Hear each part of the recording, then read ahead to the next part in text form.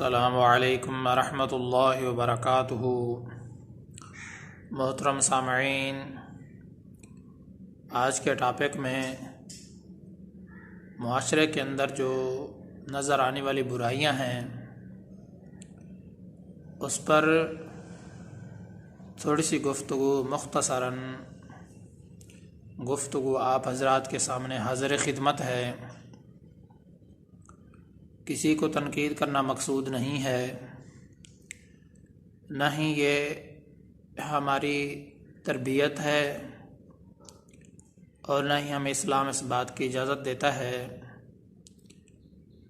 اللہ کا فرمان بھی یہی ہے کہ مسلمان کو نصیحت کرو، نصیحت مسلمان کو فائدہ دیتی ہے۔ اسی کے پیش نظر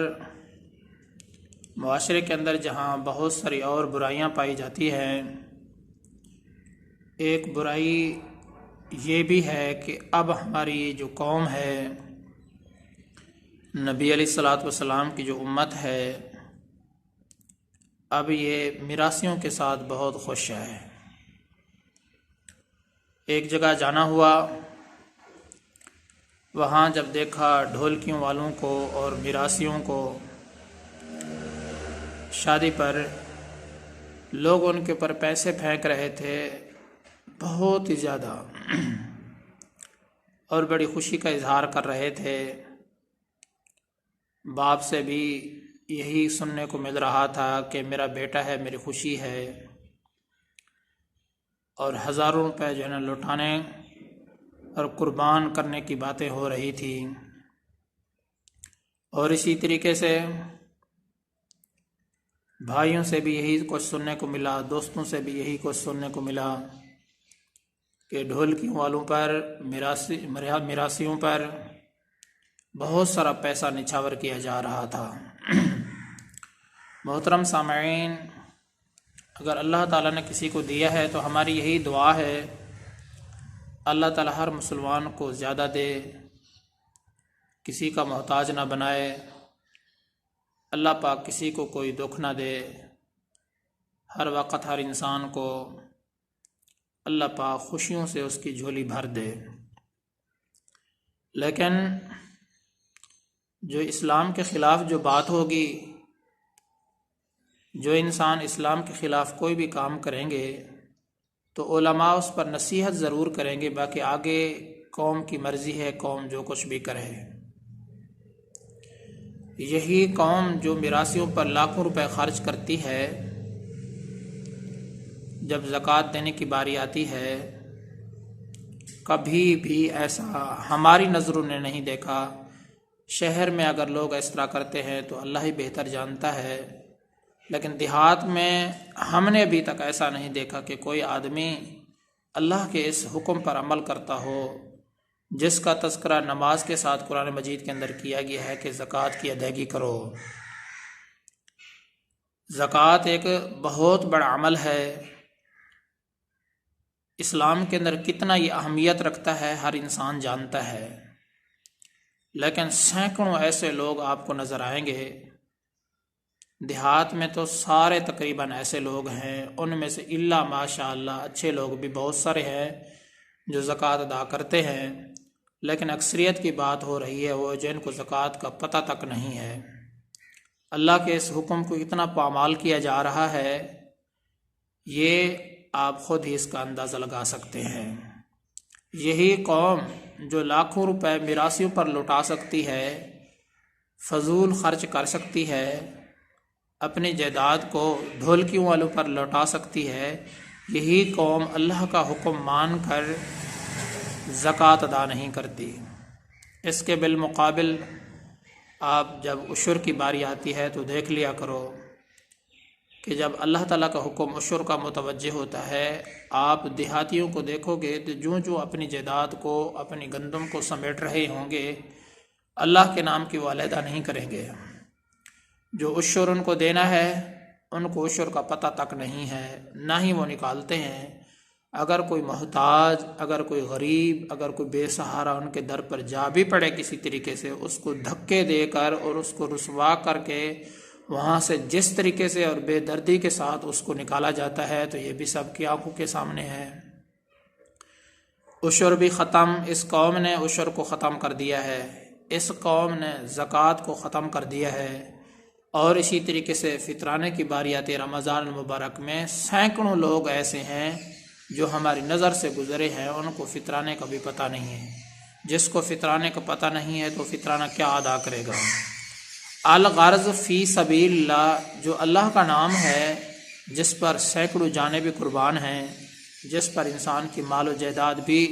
قربان ہے، جس کا عملی مظاہرہ، عملی مثال صحابہ کرام ہیں۔ انہوں نے کس طریقے سے اپنی جانوں کو اللہ کے نام پر قربان کیا، اور کس طریقے سے جو ہے نا وہ زکوٰۃ کی ادائیگی کی، کس طریقے سے اپنا سارا کا سارا مال جو ہے نا حتیٰ کہ سوئی بھی اللہ کے نبی صلی اللہ علیہ وسلم کے قدموں میں لا کر رکھ دی، اللہ کے نام کے اوپر قربان کر دی۔ آج دیکھو رہتی دنیا تک ان کا نام رہے گا، جو ہے نا سب ان کا نام عزت کے ساتھ لیتے ہیں، اور جو بھی ان کا نام لیتا ہے تو بڑی خوشی کے ساتھ دل کے اندر ایسی خوشی کا نور بھر جاتا ہے کسی بھی صحابی کا جب ہم نام لیتے ہیں۔ تو یہ کیا ہے؟ انہوں نے اللہ کے راستے میں فی سبیل اللہ جس کو کہا جاتا ہے، اللہ کے راستے میں جو ہے نا اپنے آپ کو فناہ کر دیا، اپنے مال بھی قربان کیا، اپنی جائیداد بھی قربان کی، اپنے بیوی بچے بھی قربان کیے، سب کچھ۔ آج یہی قوم ہے جن سے زکوٰۃ کی کوئی توقع نہیں، جن سے صدقات واجبہ کی کوئی توقع نہیں، عشر بھی ختم ہو گیا ہے، فطرانے کا پتہ نہیں ہے، اور اسی طریقے سے سینکڑوں ایسے لوگ ہیں جو ہماری نظروں کے سامنے ہیں، آنکھوں کے سامنے ہیں، جب ہم دیکھتے ہیں تو دل بلا اٹھتا ہے، دل کو تکلیف ہوتی ہے، لیکن ہم کیا کر سکتے ہیں؟ ہم فقط انسان کے لیے دعائی کر سکتے ہیں، اور کیا کر سکتے ہیں؟ اسی طریقے سے وہ ان کے پاس تو ایک ٹائم کا کھانا بھی نہیں ہے اتنی غربت کے عالم میں، اور اسی طرح ایسے لوگ بھی دیکھے ہیں جن کے 3 4 بچے ہیں، لیکن وہ پاؤں سے معذور ہو جاتا ہے، ہاتھ سے معذور ہو جاتا ہے، وہ کما نہیں سکتا۔ یہی ہمارے معاشرے کے اندر ایسے افراد رہتے ہیں، ہم ان کو 10 روپے دینا بھی جرم سمجھتے ہیں۔ اور اسی طریقے سے پوری بستی کا ایک امام مسجد ہوتا ہے، مسجد کے اندر جہاں بھی جاؤ گے تم کو یہی بات نظر آئے گی کہ امام مسجد کو دینا بھی یہ لوگ حرام سمجھتے ہیں۔ اور اسی طریقے سے جب تم اللہ کے نام پر مسجد پر بھی 10 روپے نہیں دے سکتے ہو، کسی اللہ کے نیک بندے کو بھی 10 روپے نہیں دے سکتے ہو، اور اسی طریقے سے زکوٰۃ کی ادائیگی نہیں کرتے ہو، عشر کی ادائیگی نہیں کرتے ہو، فطرانہ نہیں دیتے ہو، اللہ کے نام پر نہیں دیتے ہو، حالانکہ کیا انسان نے کبھی سوچا ہے کہ جو آدمی اللہ کے راستے میں 1 روپیہ خرچ کرتا ہے، اللہ پاک اس کو دنیا میں 10 اور آخرت میں اس کو 70 عطا کریں گے؟ کیا ہمارے مسلمانوں کا اللہ کی اس بات پر یقین ہے؟ ہم میراثیوں پر لوٹا رہے ہیں سارا کچھ، حالانکہ حدیث پاک کے مفہوم کے مطابق اللہ کے نبی صلی اللہ علیہ وسلم نے فرمایا، جس کا مفہوم مبارک یہی ہے کہ تم اپنی اس مالداری کی بھی قدر کرو اپنے فقر سے پہلے۔ اللہ تعالیٰ نے اگر تم کو مالدار بنایا ہے، پیسہ دیا ہے، تو اس کو اللہ کی نافرمانیوں میں خرچ نہ کرو، شراب پینے میں نہ اڑاؤ، بدکاریوں میں نہ اڑاؤ، میراثیوں میں نہ تقسیم کرو۔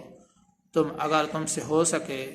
تو کسی کے غریب کے گھر چلے جاؤ اور اس کی جو ہے نا اس کو دانے لا کر دو، اس کو آٹا لا کر دو، اگر اس کا بچہ بیمار ہے تو اس کے لیے دوائی لا کر دو، اور اسی طرح جو بے سہارا ہیں ان کا سہارا بن جاؤ۔ تو اس طریقے سے اگر کہیں آپ کی جو ہے نا بستی کے اندر،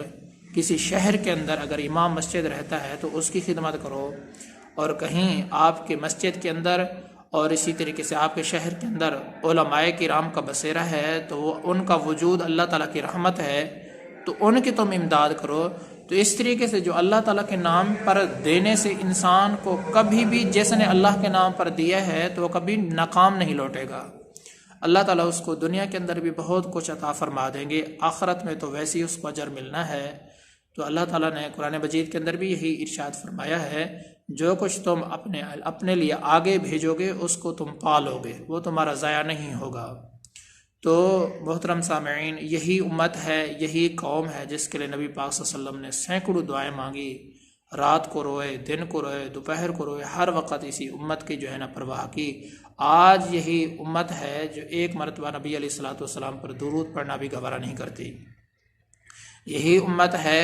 جو مسجدیں ویران پڑی ہوئی ہیں مسجدوں کے اندر 10 روپے بھی جمع نہیں کروایا کہ تاکہ مسجد کا بل ادا کر دیا جائے، یا اسی طریقے سے اس کی چٹائی جو مسجد کی پھٹ چکی ہے تو اس چٹائی لا کر دی جائے۔ امام مسجد کا انتظام نہیں کرتے۔ یہی امت ہے جو کروڑوں روپے لاکھوں روپے جو سنگر ہیں ان پر لوٹا رہے ہیں، اور یہی لوگ ہیں جو میراثیوں پر ڈھولکیوں والوں پر لاکھوں روپے اڑا رہے ہیں۔ اب جو ہے نا ہم اپنے اس غم کی اور رنج کی شکایت اللہ کو ہی کر سکتے ہیں۔ اللہ تعالیٰ جو ہے نا ہم سب کو ہدایت عطا فرمائے، ہم مسلمانوں کی حفاظت فرمائے۔ اللہ پاک ہمیں ہمارے عقلوں کے اندر جو پردے ہیں جو ہے نا ان پردوں کو ہٹا کر ہمیں یہی ہدایت عطا فرمائے کہ ہم اللہ کے راستے پر بھی خرچ کرنے والے بن جائیں۔ میں آپ سب کی دعاؤں کا طلبگار ہوں۔ محمد ثناء اللہ فاروق۔